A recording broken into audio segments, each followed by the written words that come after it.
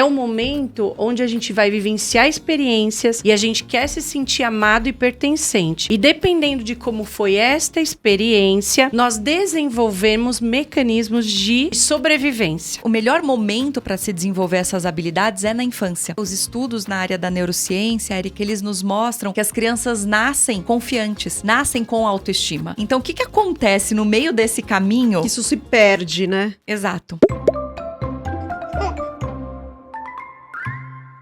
Olá, sejam muito bem-vindos ao Cuidado e Criança. Hoje nós vamos falar sobre se existe a hora certa para o desenvolvimento das habilidades humanas e comportamentais das crianças e o quanto que isso impacta na vida adulta. E hoje estamos aqui com Beatriz Montenegro, neuropsicopedagoga e mãe do Benício, e Lucedile Antunes, autora do livro Soft Skills, eleito best-seller pela Veja, e ela é mãe da Júlia e do Rafael. Meninas, muito bem-vindas. Falem pra gente, contem um pouquinho a história de vocês, o porquê do livro, que é uma história muito interessante, eu tô doidinha pra ouvir. Obrigada, Érica. Obrigada pelo convite. Então, eu sou Lucedile Antunes, eu trabalho com desenvolvimento humano nas organizações, trabalho comportamentos nos adultos, né? E sou idealizadora da série Soft Skills, o livro azul, como vocês podem ver, foi lançado em 2020. Nele eu abordo 33 soft skills, né? O que são soft skills? São as nossas habilidades humanas e comportamentais. Existe um estudo mundial da Michael Page que mostra que mais de 90% das pessoas são demitidas por questões comportamentais. Então, é um número bem alto, né? Então, nesses mais de 20 anos atuando no mundo corporativo, eu presencio diariamente pessoas tecnicamente super competentes, ou seja, têm as hard skills, porém são demitidas por questões comportamentais. O que seria isso? Por exemplo, não tem uma comunicação assertiva, ou falta empatia nas relações, não tem escuta, não tem presença, não sabe negociar, não tem resiliência, tem dificuldade de se adaptar. Então, isso tudo são soft skills. Então, no volume 1 e 2, a gente aborda aí no total mais de 50 soft skills, né? Para que as pessoas comecem a ampliar essa visão e comecem a ter esse olhar da importância de a gente trabalhar os nossos comportamentos, se auto-observar, porque essas coisas a gente não aprende na faculdade, a vida vai nos mostrando, né? E agora nós lançamos recentemente o volume 3, que é o Soft Skills Kids. E eu tô aqui com o meu, olha aqui. Isso. Então, qual é o propósito desse livro? Por que eu idealizei esse livro? Porque justamente quando eu chego nas organizações, eu vejo muitas crianças, né? Ou seja, crianças birrentas, crianças que não dividem um brinquedo, que não sabem receber um não, que não sabem lidar com as críticas, que querem brilhar demais. Então, eu estou querendo dizer dos adultos, né? Que têm suas crianças aí mal resolvidas dentro de si. Então, nós idealizamos, eu juntamente com a Beatriz Montenegro, nós idealizamos o Soft Skills Kids com o objetivo de ensinar aos pais, né, e educadores como desenvolver essas habilidades nas crianças para a gente entregar para o mundo adultos melhores, mais bem resolvidos, mais bem-sucedidos. É muito interessante, né? E aí, você falando assim, você já fica assim, tipo, eu conheço pessoas assim. Gente, então ótimo, mas Bia, conta pra gente também um pouco essa história. Bom, uma grande alegria poder participar aqui desse bate-papo. Eu sou Beatriz Montenegro, sou mãe do Benício, que hoje está com 4 anos, sou neuropsicopedagoga clínica e inclusiva e sou educadora parental.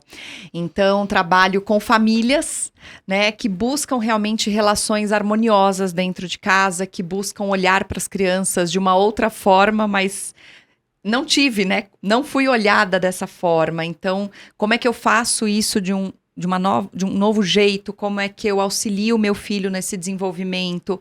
Como é que eu promovo para o meu filho algo diferente? Até porque muitas vezes os pais enxergam isso que a Lucedile enxerga nas organizações. Eles têm essas dificuldades ou enxergam um chefe que é muito desafiador e vem com essa questão, nossa, mas como é que eu faço com o meu filho? Né? Porque eu não queria que meu filho vivesse esses desafios, eu não queria que meu filho sofresse tudo isso. Então, esse é um pouquinho aí do meu trabalho. E dentro do Soft Skills Kids, como coordenadora, o trabalho foi junto com a Lu, a gente estruturar, né, como seria esse livro. Porque no Soft Skills 1 e 2, né, eu não chamo de 1 e 2, mas os primeiros dela, cada capítulo ele fala de uma soft skills. Então, tem um capítulo que fala de empatia, outro de compaixão. E quando nós fomos pensar sobre as crianças, é muito difícil a gente separar, né, nas crianças e nas situações do dia a dia. Nossa, eu vou fazer tal atividade com meu filho para desenvolver empatia, né? Isso entra um pouco num caminho de uma ferramenta, de um instrumento, e que não era a nossa proposta com o livro. Então, o livro está organizado em grupos de soft skills, exatamente para que os pais possam olhar para as crianças de uma forma muito integral, né? Então, vai ver que, por exemplo, tem organização, flexibilidade e planejamento como um grupo aí de soft skills. E dentro desse grupo de soft skills, nós temos 3 autores. Um falando sobre essas habilidades nos ambientes de aprendizagem, outro nos ambientes familiares e outro nos ambientes sociais, né? Que a gente diz que os ambientes sociais onde as famílias se encontram, né? No parquinho, no mercado, no shopping. E a proposta do livro, Érica, é exatamente trazer casos reais de desafios que se vivem com as crianças, mas como usar esses desafios para desenvolver habilidades humanas e comportamentais. Gente, isso é muito legal, porque a gente se sente desafiado mesmo como pai, como mãe, diante dessas situações, e você fala assim, mas isso é normal, se não é, o que eu faço, o que eu não faço? Então é muito interessante mesmo. E, por exemplo, assim, falando sobre desenvolvimento mesmo, né? Eu imagino que assim, imagino não, vivo isso na pele, né? A informação, ela tá aí para todo mundo. A gente tá o tempo inteiro em busca de informação, a gente tá naquela era em que a gente quer ser o melhor pai, a melhor mãe, fazer tudo direitinho. E a gente fica, às vezes, naquela neura do tipo assim, será que meu filho tá atrasado? Né? Será que tem algum problema com ele? Então, a gente gostaria de fazer uma pergunta, assim, existe idade certa para desenvolver essas habilidades na infância? Olha, eu diria que a idade certa é a infância, né? São os primeiros 7 anos. O primeiro setênio, ele é muito importante. A gente sabe que a infância, né, o chão que a gente pisa a vida toda, né, a Lia Luft fala isso. Alice Miller tem uma frase que é mais ou menos assim, que eu gosto muito, em que ela fala: aquilo que foi vivido na infância será entregue à sociedade na vida adulta. Né? Então a gente percebe isso nos dias de hoje, né, a importância da infância. Então o melhor momento para se desenvolver essas habilidades é na infância. Até porque os estudos na área da neurociência, Érica, eles nos mostram que as crianças nascem confiantes, nascem com autoestima. Então, o que acontece no meio desse caminho? Isso se perde, né? Exato. Por que a gente perde? Né? O que acontece que hoje a gente fala tanto no mundo dos adultos em desenvolver confiança, desenvolver segurança, desenvolver autoestima, né? Por que isso é uma preocupação se as crianças já nascem, né, com essa, Bowlby fala, uma torre interna em relação à autoestima, né? Ele tem, né? A criança tem certeza que o pai, ele tem certeza que vai chorar e alguém vai atender na necessidade, ele não duvida, né? Então, a proposta é muito que a gente possa inspirar os pais para desenvolver isso realmente na infância. E quando que a gente pode considerar, assim, que tá rolando ali um atraso nesse desenvolvimento? Tem algum sinal? Alguma dica de que isso pode estar acontecendo? Olha, eu trago sempre 2 parâmetros para que a gente possa avaliar tudo que é de desenvolvimento.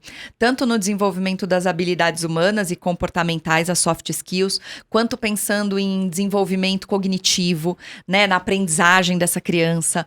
Então, a gente tem, sim, alguns marcos do desenvolvimento, então procura-se no Google e acha rapidamente isso. Mas eu diria para tomar muito cuidado com tudo que tem idade, sabe? Com 1 ano tem que fazer, ou com 2 é a idade da birra. Tudo que caracteriza, assim, de uma forma muito fechada a idade é um tanto quanto perigoso, né? Porque as crianças, a gente sabe hoje que a genética, ela perde para a experiência. Então, é muito mais importante aquilo que a criança vivencia do que aquilo até que ela carrega geneticamente. Então, pensando nisso, eu diria para as famílias sempre observarem frequência e intensidade, sabe? Olhei lá e vi que uma criança de 2 anos faz birra. Qual é a frequência e intensidade disso? Muito frequente, muito intenso, eu provavelmente estou precisando de ajuda, né? Nós, como família, estamos precisando de um olhar. Não, acontece às vezes, não é muito frequente ou não é muito intenso, acontece, mas logo a gente consegue ali acolher, né, ajudar aquela criança nas suas emoções. Então, estamos caminhando bem, né? Então, a mesma coisa, assim, quando a gente pensa num desenvolvimento cognitivo, né, na aprendizagem. Nossa, minha criança esquece as coisas que eu pergunto. É muito frequente, muito intenso que a criança esquece, né, uma informação que ela não sabe responder. Poxa, um ponto de alerta. Agora, se não é muito frequente, não é muito intenso, a gente consegue ali ir conduzindo, a própria família, né, vai conduzindo esse processo. Show. E como que a gente pode estimular as crianças a desenvolverem essas habilidades desde pequenininho? Aproveitar aí. Bom, é o grande ouro da nossa sociedade. É a pergunta do milhão, né? É a pergunta do milhão, né? Eu diria que o primeiro passo, e o livro traz muito isso, é a gente poder olhar para essas habilidades em nós, né?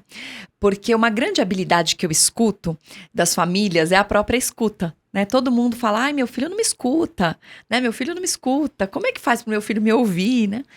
E quando a gente pensa na escuta, primeiro que escutar é diferente de ouvir. Né? Alguém pode estar ouvindo a gente falar aqui, mas pode ser que esteja fazendo 1 milhão de coisas e não tá só ouvindo, tá só realmente recebendo um estímulo auditivo, mas não que ela tá de verdade fazendo com que aquele conteúdo ecoe dentro dela, né? É como você falou, nossa, ouvindo a Lucedile já pensei em alguns adultos. Super, vários. Isso é escutar, né? Você vai fazendo conexões com aquilo que você tá ouvindo.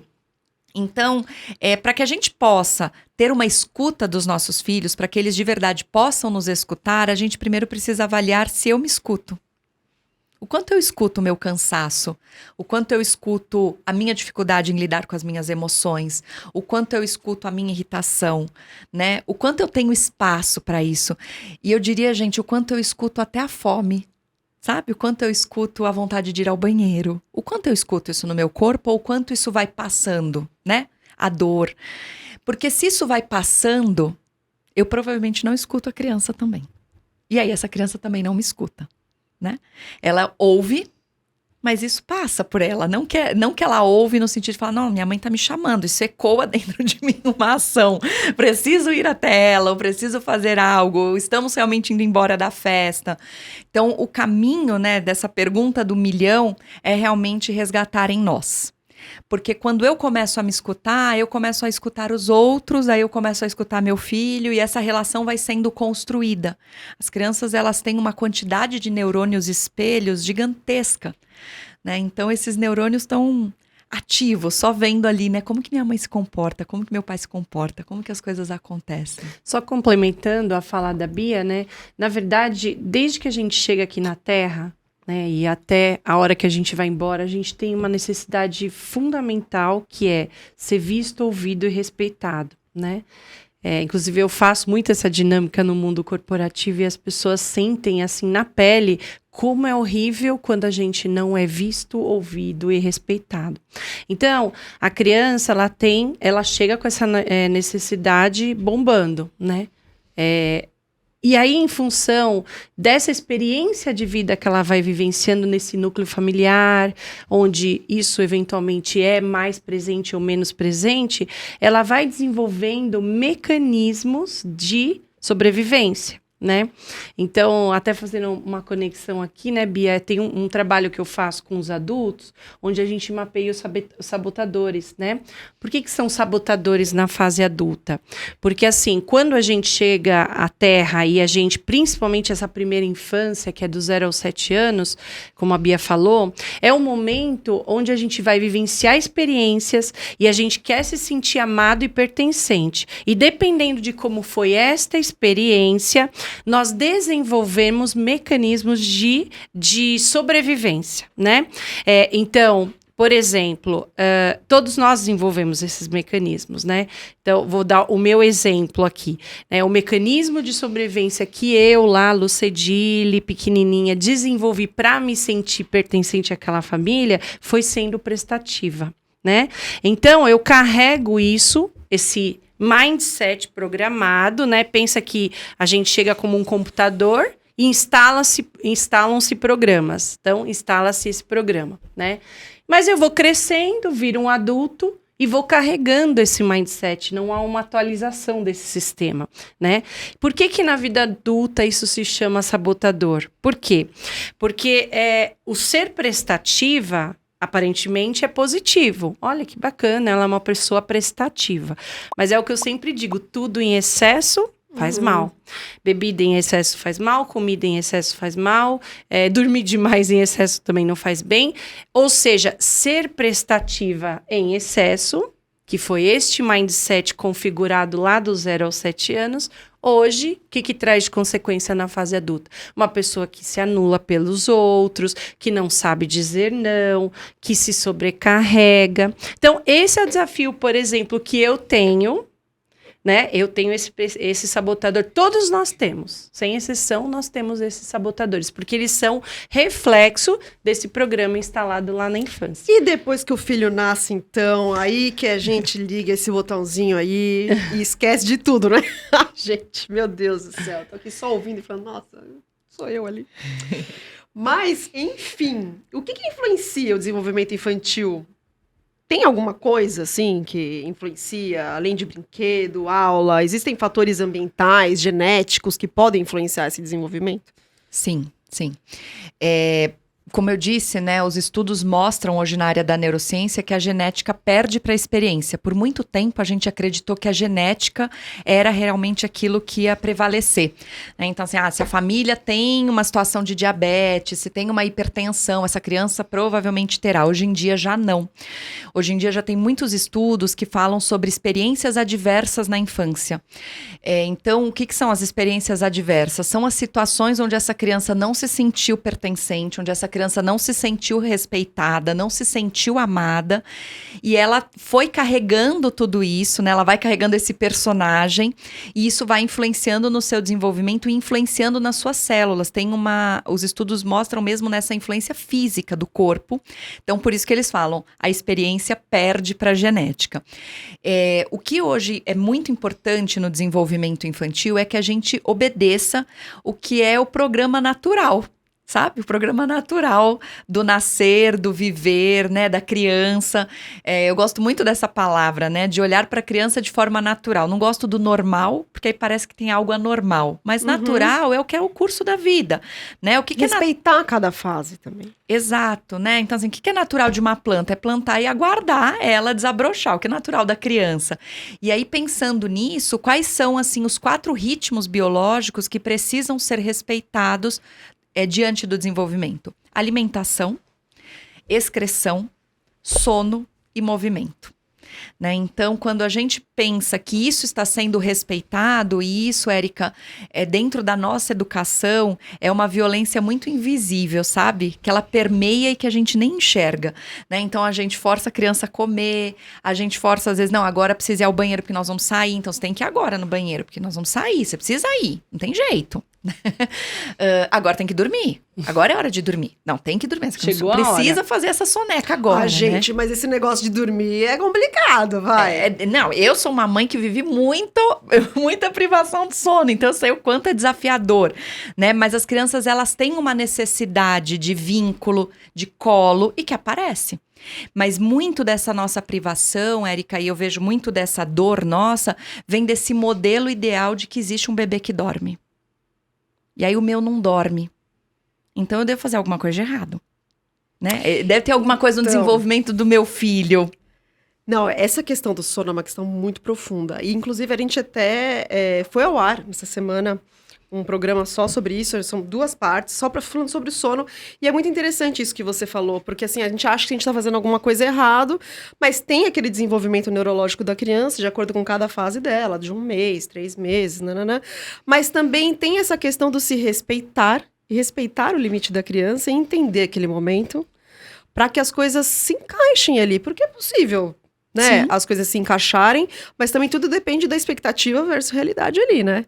Tem que entender, é muito, muito interessante. É porque muitos de nós, adultos, né, fomos desrespeitados nesses ritmos biológicos. Tipo, onde já se viu, comigo não foi assim. Tem que ser assim deu certo, eu tô ótima assim. Exato. Ou então, né, quantos adultos têm dificuldades para comer? Eu sempre falo para as famílias, a gente tá triste, a gente se acaba num pacote de bis. A gente tá feliz, a gente também se acaba num pacote de bis. Quer dizer, a gente responde às emoções muitas vezes pela alimentação. Por quê? Porque aprendemos ali do 0 aos 7 anos, essa criança tá muito agitada. Você não quer comer alguma coisa? Filho, coma alguma coisinha agora, acho que é hora de comer, filho. Né? Sabe, a gente responde muitas coisas pela alimentação. É uma forma de lidar, né, com aquilo de uma forma mais fácil. Exato. Né? Às vezes a gente vai pelo caminho mais fácil, mas não tá nem percebendo ali o que a gente está influenciando no desenvolvimento daquela criança e até mesmo na saúde dela, né? E que reverbera nesses adultos que a gente conversou aqui, né? Gente, eu queria que vocês, se pudessem, trouxessem alguns exemplos preciosos do que a gente tem aqui com relação ao desenvolvimento humano e comportamental dessas crianças e no que isso vai impactar nos adultos. Então, conseguimos fazer esse paralelo? Sim. Antes só de a gente trazer alguns exemplos, queria contar para vocês assim que todo livro ele é pautado em histórias da vida real. Isso é demais. Então a gente, cada autor vai trazendo situações do dia a dia, como a Bia falou, em ambientes diferentes, porque a criança na escola é diferente de quando tá com a mãe e com o pai, e que é diferente de quando tá no encontro com as famílias, em ambientes sociais. Então, além de ter explorado essas 3 esferas, a gente traz histórias reais e a partir daquelas histórias reais vividas, uma birra no shopping, como a Bia falou, não quer dormir, a partir dessas histórias reais, como desenvolver, por exemplo, a compaixão, como desenvolver a empatia, como desenvolver a resiliência, enfim. Então, é todo pautado em histórias reais. Mas a gente pode compartilhar algumas coisas. Dá um spoiler aí pra eles, Bia. Porque eu acho que é muito interessante, porque às vezes a gente fica pensando... e essa questão também de ser histórias reais... Eu acho que é muito legal, porque você fala assim, a gente não tá falando só de teoria, né, gente? A gente tá falando da prática. Da prática. Que é o que a gente quer informação para entender na prática o que a gente faz, né? Para ajudar no desenvolvimento dessa criança, para que ela cresça uma pessoa mais saudável, equilibrada, enfim. Esse é o maior propósito com esse livro, a gente devolver para o mundo adultos melhores, adultos mais bem resolvidos, que sofram menos, que saibam lidar com as suas emoções, né? Mais leves, né? Mais leves. Mais leveza, gente, pelo amor de Deus. Sim. Chega, né? Vamos ser mais leve. Isso. Bom, vou trazer um caso aqui que eu lembrei, eu tenho alguns aqui. Vários, você sabe pode falar. Que... Olha a grossura para você ver a quantidade de eu casos. imaginei, gente, aqui tem caso para chuchu. Tem. Isso. Quando eu li o livro, né, pela última vez que eu li ele inteiro, pra gente poder encaminhar ele pra gráfica, minha sensação era essa, sabe? Eu fui lembrando de famílias, eu fui lembrando de coisas que eu já vivi com o Benício, né? Porque sou mãe, então vivo também desafios. E foi até me emocionando, porque eu falo que as crianças são muito generosas, sabe, Eric? Então, se você não viveu, um dia vai viver. Se não viveu uma birra no shopping, uma criança que se agarra num brinquedo, meu amor, é só uma questão de tempo, isso vai acontecer com você. Você fala, comigo não vai acontecer, o meu filho não vai, não, e se acontecer eu vou fazer isso, minha filha, espera que você vai ver o que você vai fazer. Porque é do desenvolvimento, né? É do desenvolvimento, é do neurodesenvolvimento daquela criança, a criança querer algo e não entender que você não pode comprar naquele momento. Então, assim, se ela não fizer, talvez vale mais a pena você se preocupar do que se ela fizer. Porque, como que essa criança não tá passando pelas fases? Como que ela não pode desejar algo Eu tô me matando de rir aqui, porque, assim, uma coisa que eu vivencio muito, assim, você tava falando aqui, eu lembrei agora, né? Algo que eu vivencio muito. Porque a Bia, até falei pra Bia outro dia, isso é algo que eu praticamente não vivenciei. Mas, em compensação, eu vivencio muito uma cena onde que parece que ele finge demência. Porque eu falo com ele, Rafael, isso... Hã? E pergunta... Não, mas isso ele quando volta, não olha na sua cara. E volta. Não, então, nós vamos fazer isso? Não. Então, assim, a impressão que dá é que ele é surdo. É que você falou, você não me ouve. Aí eu fiquei... Quando ela tava falando do não me ouve, eu fiquei assim, tipo, mas gente, eu falo, a menina não me ouve. Mas assim, eu falo, vou lá, abraço ele, falo, e aí, tudo bem? Mamãe tá aqui. Então, né? Aí eu falei assim, mas mesmo assim, não me ouve. Aí eu falo, gente... É por causa daquilo que a Bia falou. Então, assim, é muito importante nessa hora, né? Mesmo no mundo corporativo, a gente tentar sair da cena, subir no drone. Eu falo muito disso, né? Sobe Vê de no drone, cima. olha de cima e tenta identificar qual é a necessidade que está por trás daquele surdez, uma fictícia surdez, né? Gente, o que tá por trás da surdez? Fala pra mim. Eu tô curiosa. Você vai encontrar cases assim no livro. Mas pode ter certeza, Érica, que tá muito nesse lugar da gente também se reconhecer. Sabe? Eu sei que as pessoas às vezes falam, ai, Bia, mas isso é repetitivo, você fala sempre isso. Eu falo sempre isso porque é isso, né? Então, quando o Benício começa a não me ouvir, normalmente eu já parei de me ouvir faz muito tempo, sabe? Eu já tô, tipo, no automático, sabe? Assim, já tô dando banho no automático, já tô dando janta no automático, já tô preocupada com a hora, porque eu só quero pôr pra dormir, e aí ele não colabora. E aí quando eu paro e falo, B, mamãe tá cansada hoje, amor. Você sabe que eu tô muito irritada? Hoje eu tô, assim, a ponto de bala, cara. E o que eu tenho pra te oferecer é isso, né? Agora que eu quebrei a perna, ele tá muito mexido, né? Porque eu tô totalmente imobilizada. E eu tenho falado pra ele, outro dia ele falou, não, mas porque eu quero brincar, e você não brinca. Eu falei pra ele, eu não tenho pra te oferecer.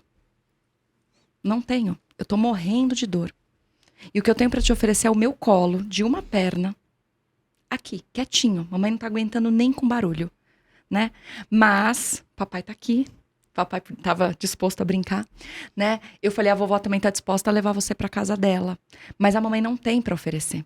E às vezes a gente não é verdadeiro com a gente, sabe? De não ter a oferecer. A gente parece que sempre tem que oferecer como mãe, né? Sempre E essa performar, verdade, né?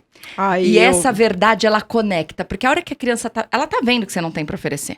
Ela tá sacando, ela fala, meu, mas eu quero. Né? É tipo, eu quero o brinquedo, mas eu não tenho dinheiro, sabe? Assim, eu quero um Porsche, mas não posso comprar, né? Mas é como se você ficasse na porta da loja dizendo, gente, mas eu quero o carro, dá pra me dar a chave? Porque eu quero, né? Então, a hora que você diz pra ela, eu também não tenho. Hoje eu não tenho, meu amor. E ele compreende, né? Você merecia, mas eu não tenho. Eu percebi isso também ao longo do tempo. O meu mais velho tem 4 anos, 4 e meio, e o Pichuchuco tem 9 meses, a fofura. E aí, esse de 4 anos, toda hora ele quer alguma coisa. Cada hora é um dinossauro, aí é o dinossauro que fala, o dinossauro que anda, o dinossauro que joga fumaça. E enfim, e aí e é bem isso mesmo. Toda vez que ele fala alguma coisa, eu falo a verdade pra ele, eu explico. E ele... Nessas vezes, ele entende. Entende muito mais do que quando eu falo, hoje não. Hoje não. Porque não tem uma explicação, né? Exato. Então, quando você vai lá e explica, eles entendem muito melhor, né? E tem um caminho que eu vou já contar uns casos reais do livro, mas tem um caminho que ele é mágico, né? Que é quando a criança te pedir algo.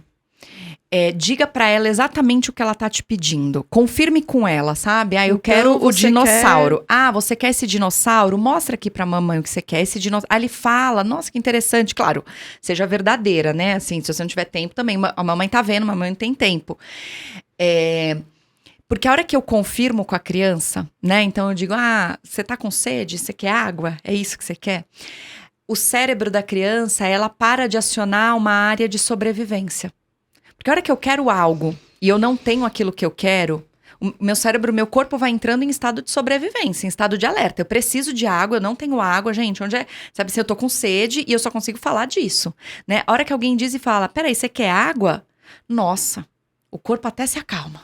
Ela entendeu o que eu quero. Estou sendo atendida. Né? É o visto, ouvido e respeitado. Exato. E aí a hora que eu não preciso atender. Que eu acho que essa é uma grande dúvida das famílias, né? Mas você vai dizer, poxa, mas eu digo pra ele, então você quer o dinossauro? Então eu vou atender o que... Não, ele só vai entender Confirmar a mensagem. O entendimento.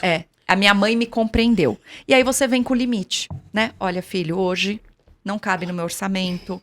Hoje a mamãe não quer gastar o dinheiro com isso, né? Que eu acho que isso é uma outra coisa, porque a gente às vezes fala, hoje a mamãe não tem. E ter, gente, eu acho que é muito delicado, porque a gente pode parcelar. Outro dia eu fui numa loja de brinquedo, podia parcelar em 12. Quer dizer... Podia ter, né? Em 12 eu podia ter. O ponto é se eu queria gastar o meu dinheiro com aquilo ou não, né? E aí, quando você fala, a criança fala, olha, ok, né? Mas ela entendeu, ela se sente E elas vista, são muito sabe? compreensíveis, é muito interessante. Gente, mas é muito engraçado essa história do dinossauro, porque eu tô lembrando aqui agora, que aí eu falei assim, então, mas qual que é o dinossauro que você quer? Aí ele repete o dinossauro. Eu quero esse e esse... E esse... Aí você fala assim, então, vou pôr na listinha do Papai Noel, né? Então vamos ver qual que vai ser.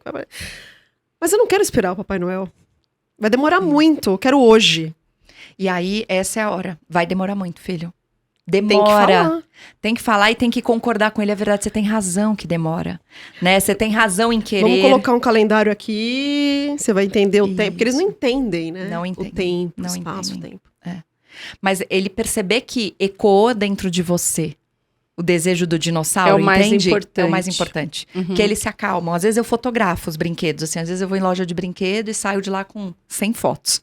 Ah, é esse aqui? Esse, filho, tá fotografado. Tá na minha... faz parte, sabe? E eu não apago do celular. Porque às vezes ele fala, mãe, deixa eu ver as fotos que eu vi aquele dia. Tá aqui. É importante pra você, é importante pra Imagina. mim. É auditado. Imagina se não tiver lá. Exato. Cases. Isso vai, cases. vai passando a segurança, Acho que tem né? um caso muito bacana sobre adaptação escolar, né? Porque a adaptação é um conteúdo, faz parte do desenvolvimento. Ela tem muita expectativa das famílias, muitas vezes, de que aquela criança vá se adaptar. Ela é muito delicada e ela é muito individual, né? Então tem crianças que logo no primeiro dia dão tchau, depois de um mês começam a chorar. Tem criança que já não entra, fica 15 dias chorando, né? Então uma das autoras trouxe um caso sobre como ela lida e foi muito interessante porque ela é diretora de escola.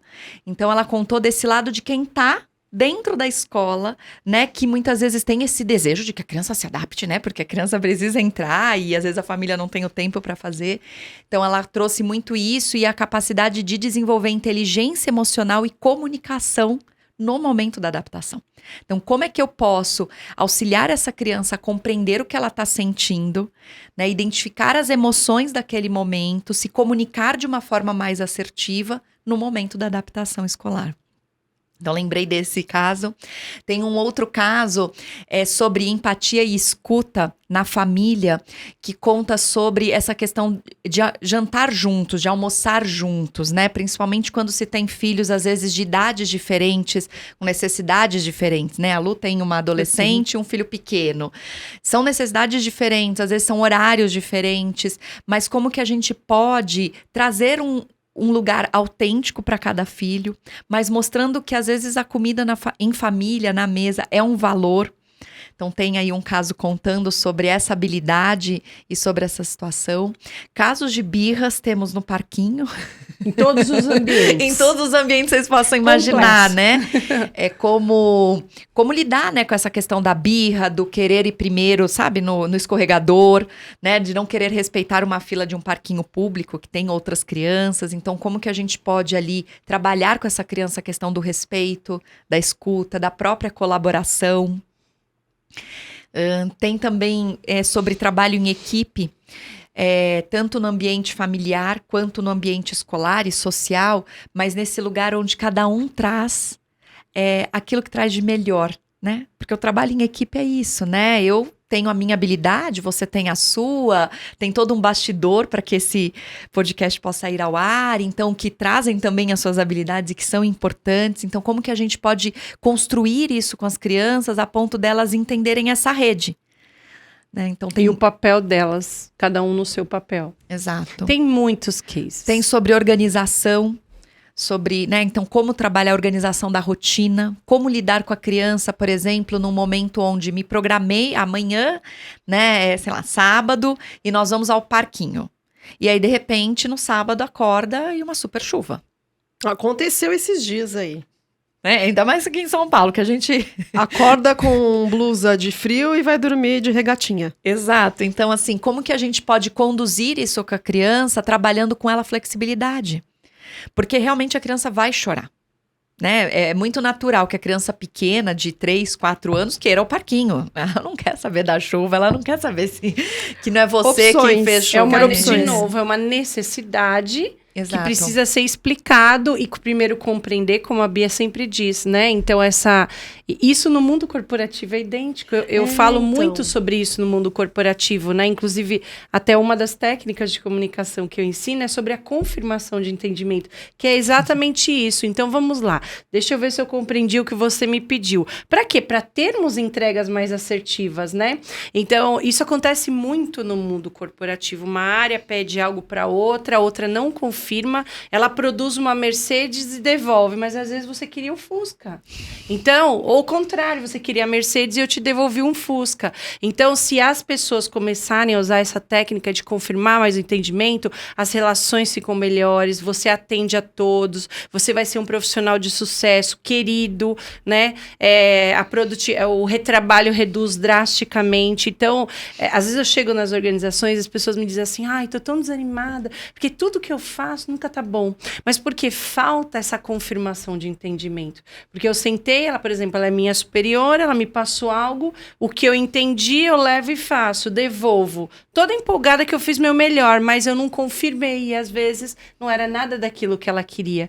Então, isso gera frustrações, isso gera desmotivações, isso gera retrabalhos, e é a mesma coisa com a criança, né? Sim. Se a gente confirma, olha, eu entendi que você queria ir no parquinho, e aí traz a cena, mostra a chuva, olha, como nós vamos fazer? Fica mais fácil de ela aceitar Traz a criança para cena. parte do problema. Isso, para ela pra participar da solução. Isso. O que você sugere, né, Bia? Pode ser assim. O que você sugere, então, a gente fazer? A gente tinha combinado esse programa, a gente pode fazer algum outro que não envolva a chuva. O que pode ser? E aí ela se sente pertencente, de novo, visto, ouvido e respeitado, né?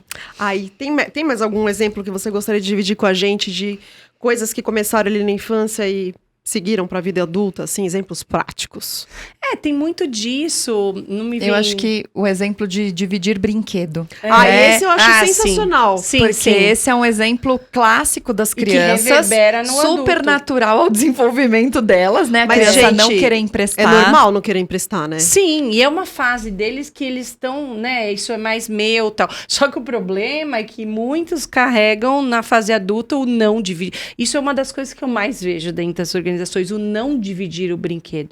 O que é o não dividir o brinquedo na fase adulta, lá na vida profissional, né? É querer brilhar sozinho, é quando existe um erro na equipe, o líder, que não é líder e sim chefe, vira e fala... Você errou. Agora, quando acertamos, ele fala, eu acertei. Então, isso que é não querer dividir o brinquedo no mundo corporativo.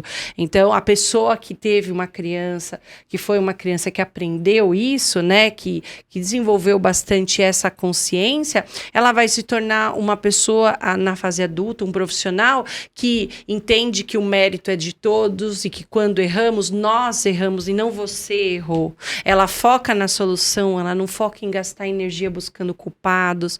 Então, você vê que todos os comportamentos, sem exceção, vão reverberar na fase adulta. Eu acho que é importante colocar aqui, Érica, que assim, né, é normal do desenvolvimento a criança não querer emprestar o brinquedo.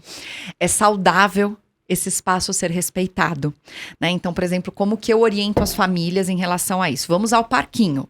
Parquinho é um lugar onde as crianças pegam os brinquedos uns dos outros, a pazinha, o baldinho, Qual enfim, que você pode né? levar? Qual que você vai levar que dá para emprestar? Esse aqui eu vou levar para emprestar. E esse aqui não vou emprestar. A partir do momento que eu sou a mãe, que vou acompanhar a criança, ou que a babá vai acompanhar, e todo mundo sabe disso, eu consigo conduzir isso com a criança, né? Porque, de repente, a criança tá brincando no escorregador e tá ali o brinquedo que ela disse que não ia emprestar, parado. E chega alguém para brincar. Só que eu não vou deixar. Eu vou chamar o meu filho e vou dizer, olha, ele quer brincar e você não tá brincando, né? Você pode, eu sei que você falou que não ia emprestar, é por isso que a mamãe tá te chamando. Dá para emprestar?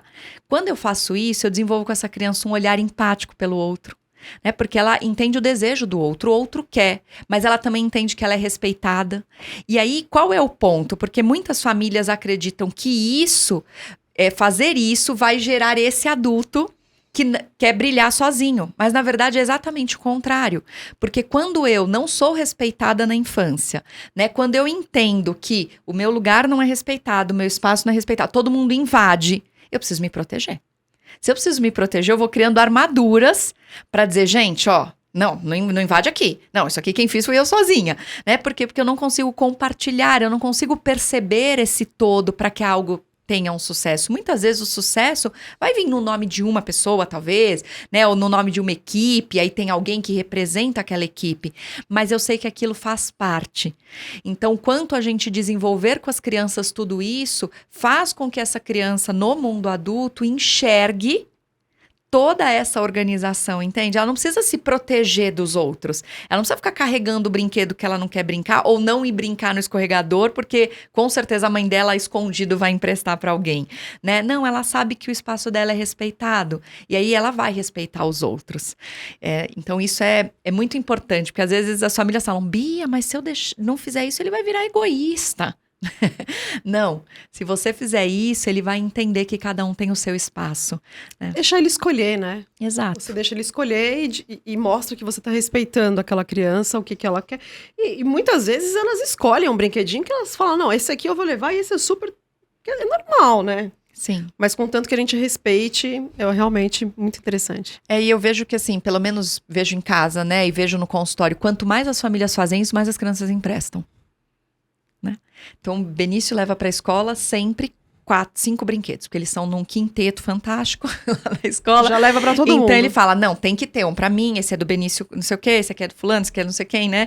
Porque exatamente porque ele entende que eles são um grupo brincando. Né? Outro dia a professora falou para ele, olha, você precisa trazer só 2, um para cada mão. Ele falou, mas e aí os outros amigos? Como eu vou fazer? Ela falou, tá bom, Bia, então deixa ele trazer um para cada um, né? Porque bonitinho. não é trazer um monte pelo monte, é trazer um monte porque ele tá olhando esse grupo, O todo. né, que brinca junto. Ai, gente, sensacional esse assunto. A gente poderia ficar horas aqui, né? Porque é um assunto, assim, super interessante, que a gente começa a se olhar também, né? Eu acho que quando a gente entra em contato com isso daqui, a gente... Se conecta com a criança interior também. Exato, né? Eu acho que isso tá totalmente ligado aos pais mesmo. Esse momento que a gente tá vivendo de ter que olhar para dentro para poder saber com o que a gente vai contribuir para aquela criança, né? Sim. Então, muito legal. Gente, Soft Skills Kids, muito interessante. Já tô com o meu aqui, vou ler e depois eu dou feedback para vocês, porque com certeza eu vou adorar. Eu já tô adorando esse tema, é incrível. Muito obrigada, meninas, por estarem aqui com a gente hoje. Espero que vocês que estão aí em casa tenham gostado também. Mande seus comentários, mande esse vídeo para alguém que pode estar precisando desse conteúdo, tá bom? E é isso. Muito obrigada, viu? Eu que agradeço, obrigada. Um beijo pra vocês e eu vejo vocês na próxima semana.